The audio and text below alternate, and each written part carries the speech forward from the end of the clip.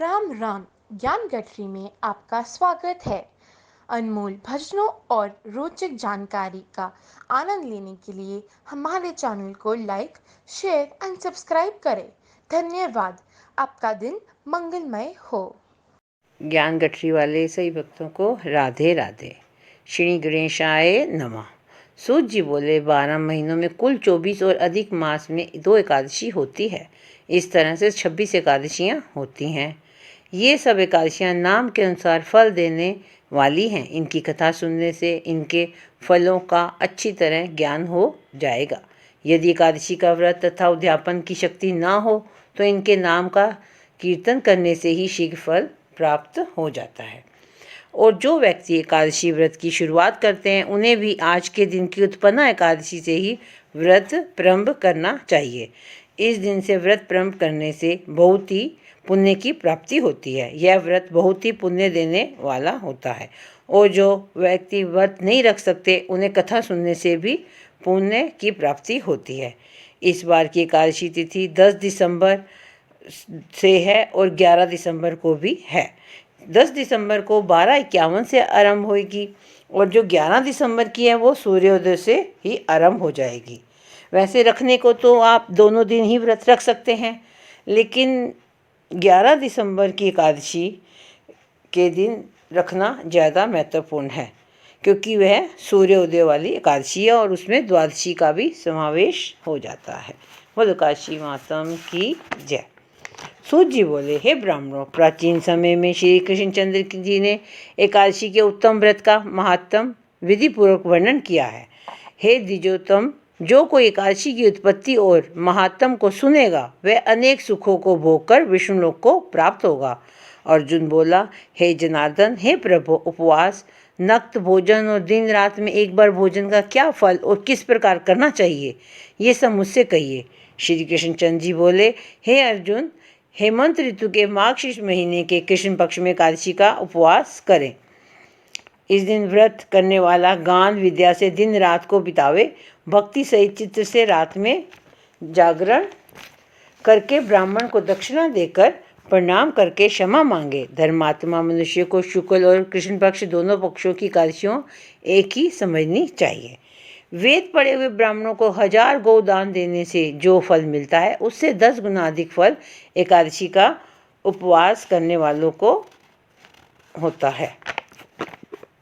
अर्जुन बोले, हे देव, 1000 यज्ञ करके भी एकादशी के बराबर फल नहीं होता, ये आपने कहा, तो सब तिथियों में उत्तम एकादशी क्यों है, यह मैं जानना चाहता हूँ। श्री कृष्णचंद्र जी बोले, हे पार्थ, सबसे पवित्र एकादशी क्यों है यह सुनो। पहले सतयुग में मुर नामक दैत्य था। वह बड़ा आश्चर्यजनक, महारौद्र और सब देवताओं को भय देने वाला था। हे पांडव, उस तेजस्वी दैत्य ने अपने तेज से इंद्र, सूर्यवस्तु, ब्रह्म, वायु, अग्नि ये सब जीत लिए। इंद्र ने सब वरदान शिवजी से कहा, हे देव, हम सब स्वर्लोक से भ्रष्ट होकर धरती पर विचर रहे हैं। हे देव, अब देवताओं की गति क्या होगी, रक्षा का उपाय कहिए। महादेव जी बोले, हे सुर श्रेष्ठ, जहाँ गरुण ध्वज भगवान है वहाँ जाओ। वे शरण आए हुए की रक्षा करने वाले, जगतपति और पालन करने वाले हैं। हे धनजन ने शिवजी का वचन सुनकर इंद्र सब देवताओं को साथ लेकर वहाँ भगवान शयन कर रहे थे वहाँ गए। जल में सोते हुए जगतपति भगवान को देखकर हाथ जोड़कर स्तुति करने लगे। हे देवताओं के भी देवता, आपको नमस्कार है। देवताओं से वंदित हे दैत्यों के शत्रु के कमल नेत्र मधुसूदन, हमारी रक्षा करो, हमारी रक्षा करो। दैत्यों से डरे हुए देवता मेरे साथ आए हैं। हे जगन्नाथ, आप सबके रक्षक, कर्ता और कारक हैं। हे प्रभु, आप सब देवताओं के सहायक और शांति करने वाले हैं। आप भूमि, आकाश और सब जगत के उपकार करने वाले हैं। आप शिव, ब्रह्मा और त्रिलोकी की रक्षा करने वाले हैं। इंद्र के ऐसे वचन सुनकर विष्णु भगवान बोले, वह कौन सा मायावी दैत्य है जिसने देवता जीत लिए हैं। प्राचीन काल में ब्रह्मवंश में देवताओं को पीड़ित करने वाला भयंकर दैत्य पैदा हुआ। उसका प्रसिद्ध बलवान मुर नामक पुत्र है। चंद्रावती नाम की बड़ी नगरी उसकी राजधानी है। उसमें रहते हुए उस बलवान दुष्ट ने संसार को जीतकर देवताओं को अपने वश में करके स्वर्ग से हटा दिया है। वह सूर्य बनकर स्वयं ही प्रकाश करता है। वैष्णो, वह स्वयं ही मेघ बन गया है। देवता उसको जीत नहीं सकते हैं। उस दैत्य को मारकर दैत्यों की विजय कराइए। इतना वचन सुनकर भगवान कुपित होकर बोले, हे देवराज, तुम्हारे उस बलवान शत्रु को मैं मारूंगा। तब देवताओं ने हजारों दिव्य अस्त्रों से युक्त असंख्य दैत्यों के संग गरजते हुए मुर दैत्य को देखा। बलवान असुरों ने देवताओं को मारा। वे संग्राम को छोड़कर दसों दिशाओं में दौड़ने लगे। फिर युद्ध में भगवान को उपस्थित देखकर कुपित होकर अनेक शस्त्र लेकर दौड़े।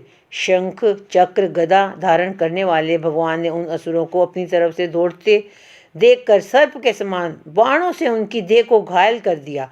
भगवान के हाथ से सैकड़ों दैत्य मारे गए। अकेला मुर दैत्य वहां खड़ा होकर वह दैत्य अपनी परिधा के समान भुजाओं में शस्त्रों के प्रहार से उसको न जीत सके। उसने देवताओं से 1000 वर्ष तक बाहुयुद्ध किया। उससे थककर भगवान बद्रिकाश्रम को पधारे। वहाँ हेमवती नाम की शोभायान गुफा में महायोगी संसार के पालन करने वाले भगवान शयन करने को चले गए। हे धनंजय, उस 12 योजन की गुफा में एक ही दरवाजा था। मैं उसके भय से डरा हुआ वहाँ शयन करने लगा। हे पादुनंदन, मैं उस महायुद्ध से थक गया था। वह दैत्य उस गुफा में मेरे पीछे लगा हुआ चला आया। मुझको वहाँ सोता हुआ देखकर वह दैत्य मन में सोचने लगा कि दैत्यों के मारने वाले इस हरि को ही मैं मार देता हूँ। उस दुर्बुद्धि के ऐसे विचार को समझकर मेरे देह से एक प्रकाशमान कन्या उत्पन्न हुई। हे पादुनंदन, दिव्य शास्त्रों को लेकर युद्ध में ललकारा। तब मूर दैत्य लड़ने लगा। उसके युद्ध को देखकर वह आश्चर्य करने लगा, विचार करने लगा कि यह वज्रपात करने वाली भयंकर कन्या किसने रची है। यह कहकर वह दैत्यराज उस कन्या से युद्ध करने लगा। फिर उन महादेवी ने शीघ्रता से उस बलि दैत्य के शस्त्रों को तोड़कर क्षण भर में रथ नष्ट कर दिया। फिर वह भुजाओं से युद्ध करने को बड़ा बनकर वे दौड़ा। देवी ने उनके हृदय से में लात मारकर उसको एक पटक दिया। वह फिर उठकर कन्या को मारने की इच्छा से दौड़ा। देवी ने कुपित होकर आते हुए उस दैत्य का सिर काटकर क्षण भर में पृथ्वी पर गिरा दिया।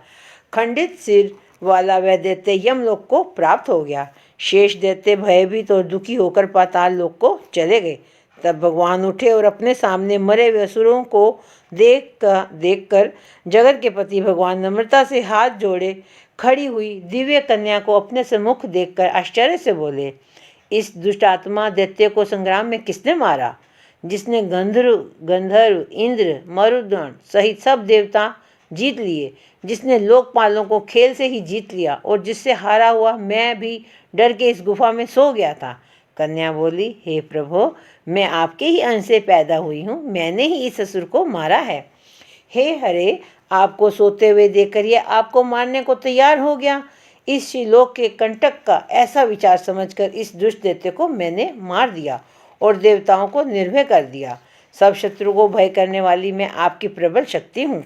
त्रिलोकी की रक्षा करने के लिए भय देने वाले इस दैत्य को मैंने मारा है। हे प्रभु, इस मरे हुए दैत्य को देखकर आश्चर्य क्यों हुआ, सो कहिए। श्री भगवान बोले, हे अनधे, इस दैत्य के मरने से मैं तुमसे प्रसन्न हूँ। देवता हष्ट-पुष्ट हो गए हैं और देवताओं का जो तुमने उपकार किया है इससे तीनों लोकों में आनंद हो गया है। हे अनंदे, हे सुबते, मैं तुमसे प्रसन्न हूँ।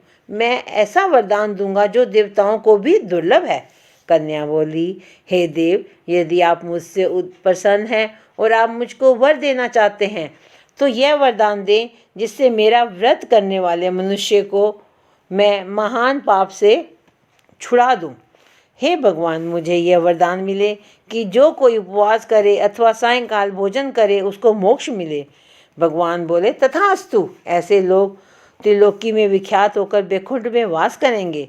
मेरी परम शक्ति तू एकादशी को उत्पन्न हुई है, इससे तेरा नाम उत्पन्ना एकादशी होगा।